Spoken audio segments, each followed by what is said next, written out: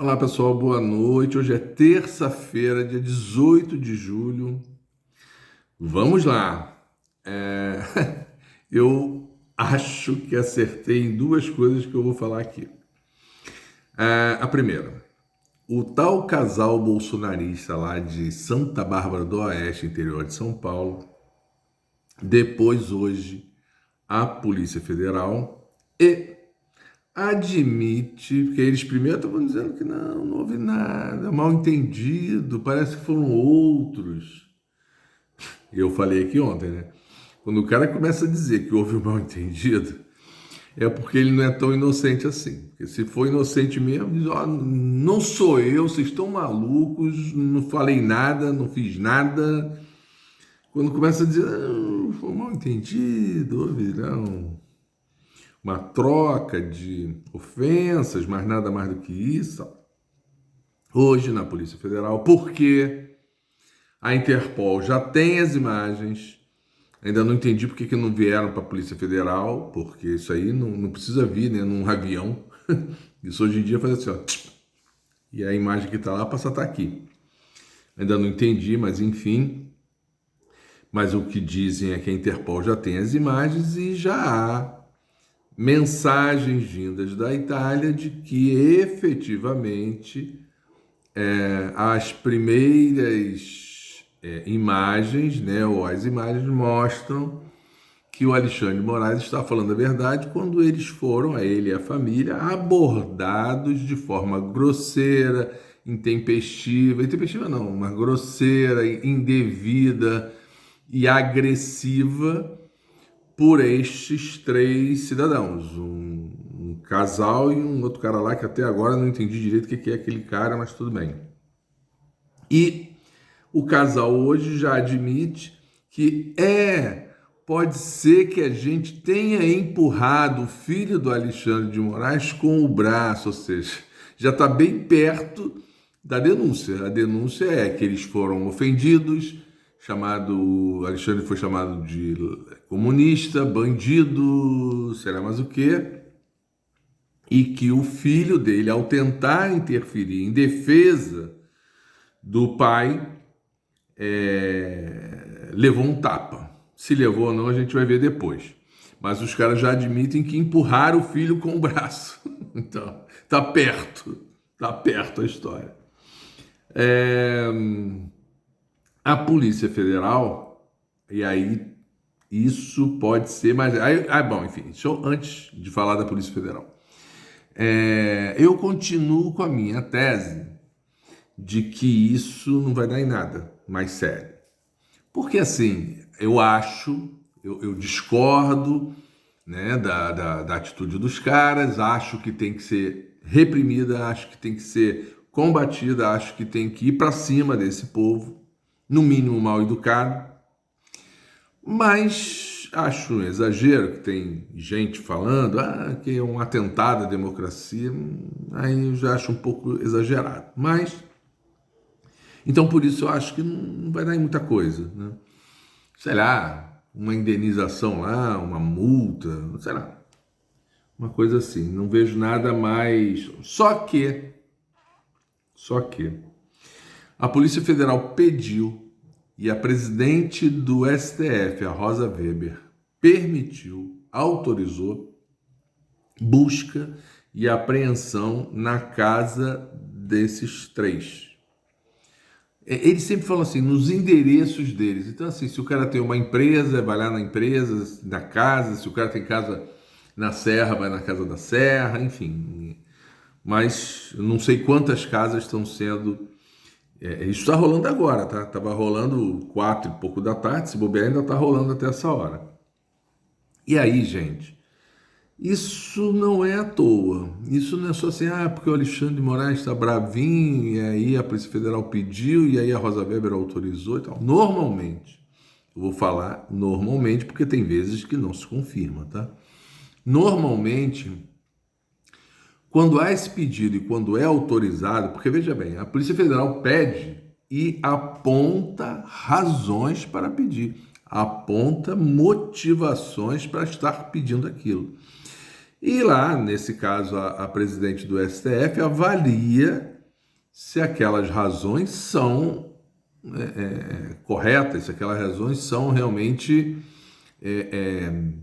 significativas e procedentes para que ela autorize, senão ela não autoriza. Polícia, não é tudo que a Polícia Federal pede, não é tudo que o Ministério Público pede que o juiz autoriza. E ela autorizou. O que eu concluo disso? Que pode ser que esses caras, eu sempre falo isso também, esses caras às vezes têm teto de vidro, coisa mais braba, e aí por causa de uma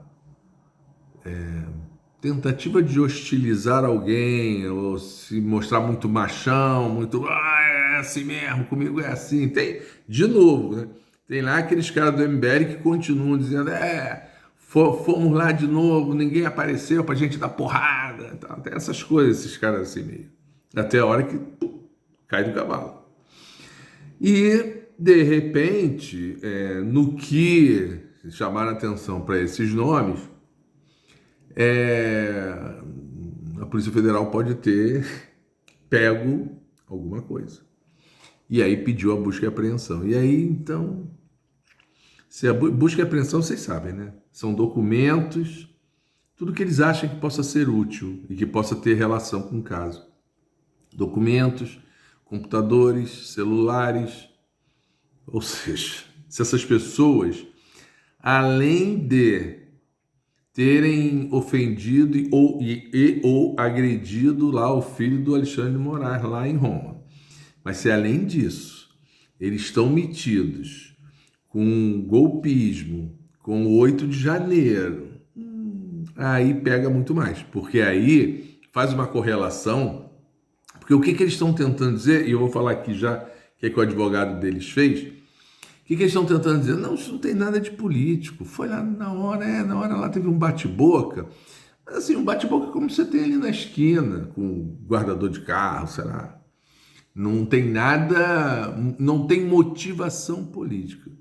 Só que se acharem algo grave nessas coisas que buscaram na casa deles, e se essa coisa grave tiver motivação política, ou seja, se esse cara é um ativista político que deu dinheiro para o 8 de janeiro, que pagou caminhão para ir para lá, que pagou não sei o quê, que tem outras mensagens de ódio ao ministro Alexandre, por exemplo, aí tá frito. Aí tá frito. Vamos ver o que acontece. Isso parece novela. Eu fico esperando o próximo capítulo. E aí, gente, exatamente, tentando... Me engasguei com a saliva, que beleza. Tentando tirar essa conotação política, o que os advogados de defesa do cara fizeram? Pegaram uma foto do cara com o Lula em 2004. Tipo assim, olha só, o cara inclusive acho o Lula um cara legal. Como é que ele agora é bolsonarista? Como é que ele agora tá lá querendo ofender e agredir o Alexandre de Moraes e tal, não sei o que, não sei o que lá. Aí vamos contextualizar, porque senão... Essa foto é de 2004. Na época, coisas dessa política brasileira, eu já cansei de falar aqui, quem me acompanha sempre, presta atenção, sabe. Especialmente eleições municipais é a grande confusão, porque assim, em eleição municipal interessa, né, aquela situação política ou a situação administrativa daquele município, que às vezes é um município pequititinho. Santa Bárbara do Oeste, eu não sei se foi em Santa Bárbara do Oeste, mas deve ser, porque é da onde o cara é. Eu francamente não sei o tamanho, mas com certeza não estamos falando de Campinas, não estamos falando de Ribeirão Preto, não estamos falando de São Paulo, Rio, enfim, Belo Horizonte. É um município pequeno. E aí é bobagem a gente achar assim, o cara lá, não sei de onde, fez acordo o cara do PT fez acordo com o cara do PSOL, tá bom. O cara do PL fez acordo com o PSOL, o cara do PL fez acordo com o PT, o cara do União Brasil fez acordo, enfim, isso rola demais em eleição municipal. E aí, 2004 foi ano de eleição municipal e esse cidadão, que não o cidadão, que é o mais velho, 71 anos de idade, foi candidato a prefeito lá em 2004.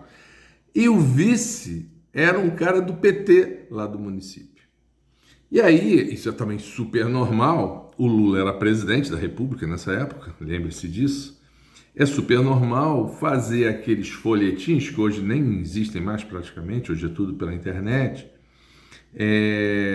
com o candidato a prefeito, o candidato a vice, aí o presidente da República dizendo, essa é a chapa para a gente votar aí no município tal.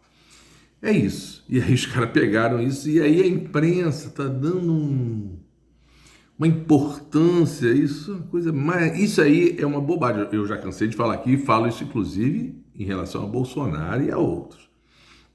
Isso é uma bobagem. Pegassem a foto do cara, o cara era candidato, não sei. Eu falei isso aqui a respeito da Daniela Carneiro, lá, que era ministra do Turismo. Que ela teve uma foto lá que tinha um cara que é miliciano. Cara, é uma merda, mas é verdade. Você está no meio de uma campanha e tal, tem 300, 400, 500 pessoas e candidato tira foto com quem chegar, tira foto. E aí acontece dessas coisas, né? Então é isso. Eu acho que os caras podem se dar mal se descobrirem alguma coisa mais braba. Saiu um documento. Outra coisa que eu acho que eu acertei. Lembra que eu falei ontem da reunião lá com Brasil, França, Colômbia e Argentina e a vice-presidente da Venezuela e um cara da oposição da Venezuela? E eu falei assim, olha, a gente não vai saber exatamente o que aconteceu, mas costuma sair um resuminho da reunião e tal. Saiu um documento da reunião, que obviamente é um documento que é verdade, só que mais coisas podem ter sido decididas na reunião que não são divulgadas, a gente sabe disso.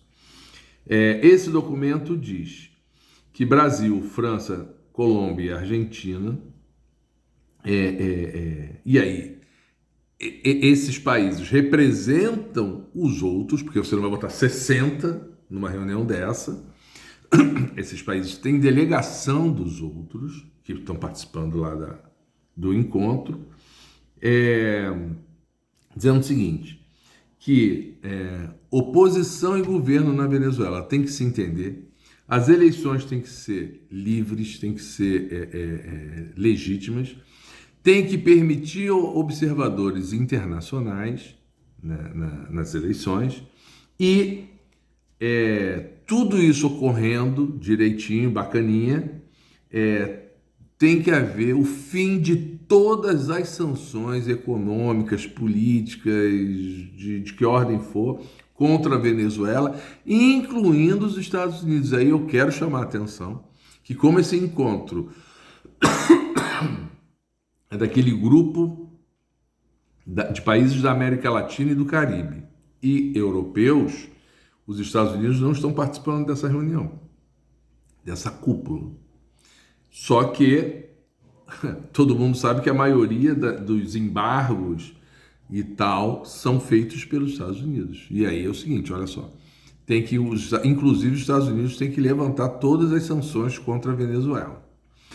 E aí tem que saber se todo mundo vai cumprir sua parte nesse acordo aqui, inclusive os Estados Unidos, que não está lá e não assinou esse papel. E aí vale, até como resposta à imprensa brasileira, que eu acabei de ouvir ali, já estão querendo deturpar um pouco a coisa, o Macron, ao fim da reunião, disse para a imprensa, está publicado no G1, não sou eu que estou inventando, não, está no G1, está no UOL, está em um monte de lugar aí. O Macron dizendo que o Lula mudou a qualidade do debate sobre a Venezuela, que esse debate, de uma certa forma, já vinha acontecendo, mas sem o peso do Brasil, né? O Macron já vinha nesse debate há algum tempo. Aliás, eu acho que eu já tinha falado isso aqui no final do ano passado, outubro do ano passado, por ali. Só que assim, o Bolsonaro nem fazia parte do Bolsonaro, saiu desse troço. E aí, assim, na boa, a Argentina e a Colômbia são países importantíssimos e tal, mas não tem o peso do Brasil. A gente tem que ter isso muito claro. E então o Macron está muito contente e atribuindo a Lula esse avanço que houve nessa reunião. Agora vem a imprensa brasileira. A imprensa brasileira eu já ouvi na CNN e já ouvi na Globo News e, porra, dando uma zapeada, passei pela Jovem Pan e eles estavam falando também a mesma coisa. Dizendo o seguinte, que Lula se rendeu e teve que dizer que a Venezuela tem que ter eleições livres e tal. Gente, olha só. O Lula sempre disse isso. Só que o que ele disse sempre, e voltou a repetir, e o documento também fala, é que lá na Venezuela é que eles têm que resolver essa parada. Não pode ter os Estados Unidos chegando lá e dizendo assim, tem que ser assim, ou senão tal coisa não vai acontecer. Eles têm que... As pressões internacionais são legítimas, mas não podem ser como fazem os Estados Unidos, e fazem com Cuba, e fazem com outros países. E outra coisa, essa história de que tem que levantar as sanções econômicas, políticas e tal, também é uma coisa que o Lula defende há séculos. Né? Século é exagero, obviamente. O que ele também sempre diz, aliás, se diz isso muito em relação a Cuba também. Ah, legal, cara, levanta o embargo lá dos Estados Unidos e aí depois vamos exigir mais de Cuba. Agora, eu não estou fazendo nenhuma justificativa disso, mas enquanto, eu sempre falei isso, enquanto os Estados Unidos fizerem o que fazem com Cuba e com Venezuela, acaba legitimando que os governos digam, olha só, então tá bom, também vai ser do jeito que a gente quer e não vai ser do jeito que os Estados Unidos querem, e fica, entendeu? Cria um cabo de guerra, um puxando para o lado, outro puxando para o outro, e aí as coisas não vão para frente. Dá motivos, entenderam?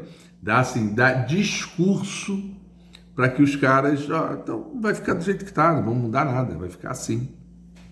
Então, os Estados Unidos hoje, Venezuela tem o petróleo. Já falei isso aqui também, que os Estados Unidos também não é bobinho, não está nessa porque a Venezuela, então, é o petróleo.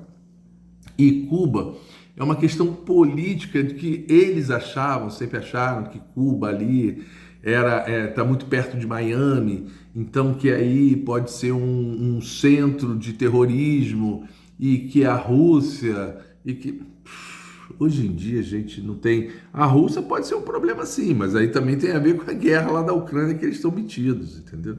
Que aí assim, Aliás, a Rússia, só fazendo um parênteses aqui, aquela história da bomba de fragmentação que os Estados Unidos encheu a Ucrânia delas, a Rússia falou, legal, se usarem, nós temos mais do que isso, que os Estados Unidos também já disseram que é só essa leva, não vai mandar mais, só mandou... E é isso que, tem aí, é isso que você tem, faz o que você quiser. E a Rússia está dizendo, olha só, nós temos muito mais do que isso, se vocês usarem aqui, nós vamos usar também aí. Então, aí, gente, a gente fica assim, pô, mas é legal a Rússia fazer isso? Não, não é legal. Mas assim, aí tá na guerra, aquilo que eu falo sempre, depois que começou a guerra, aí não tem mocinho, não tem mesmo. Eu tenho convicção disso. Mas voltando, Cuba, especialmente hoje, aliás, hoje não, gente, pelo menos há 30 ou 40 anos, não representa nenhuma, mas é nenhuma mesmo, zero de risco, de perigo, de ameaça para os Estados Unidos. Então, assim, apenas tão somente, a impressão que dá é apenas tão somente dizer o seguinte, olha só, os Estados Unidos têm que admitir que Cuba tem coisas que são melhores do que no próprio Estados Unidos. Cuba tem 10 milhões, acho que são 10 milhões de habitantes só, e os Estados Unidos tem 300 milhões, né? Sim, claro, mas que efetivamente algumas coisas, como saúde, educação, segurança e tal, em Cuba são melhores que nos Estados Unidos, sim, são melhores. Então, como os Estados Unidos não querem que Cuba, né, um sistema, nem é bem assim, mas tudo bem, um sistema socialista, né, possa ser melhor do que nos Estados Unidos, então nós temos que transformar aquilo lá num inferno para que diga assim, tá bom, a saúde é boa, mas em compensação, olha lá, o cara não tem tênis, o cara não tem um iPhone, o cara não tem televisão de última geração, enfim. Só que assim, efetivamente em alguns momentos falta comida, falta energia por causa do bloqueio. E aí você mata pessoas. Assim, faltou energia, faltou comida e tal, pode matar pessoas. Então, é coisa muito complicada. Mas vamos em frente. Isso, espero muito que isso chegue a algum denominador comum que realmente vale. Gente, para finalizar, a CGU, Controladoria Geral da União, descobriu, eles chamam de distorções de 16 bilhões no Ministério da Saúde no ano de 2022, governo Bolsonaro, ano de eleição, Queiroga, ministro. Essas distorções são em estoques de medicamentos e aqueles instrumentais de saúde, né, médicos, transferências para os estados, ou seja, transferências que tem coisa errada que sumiu dinheiro, e patrimônio. Patrimônio eu não sei bem o que eles querem dizer, mas me parece que é alguma coisa enfim, de algum imóvel que tenha sumido, desaparecido do cadastro, do patrimônio do Ministério da Saúde. Não falam até o momento em nenhum tipo de roubo, fraude, corrupção, mas fala no mínimo, um total e absoluto descontrole. E é isso. Isso é porque o Bolsonaro dizia que no governo dele era tudo uma maravilha, sensacional. Não estamos falando de pouco, estamos falando de 16 bilhões. Até amanhã.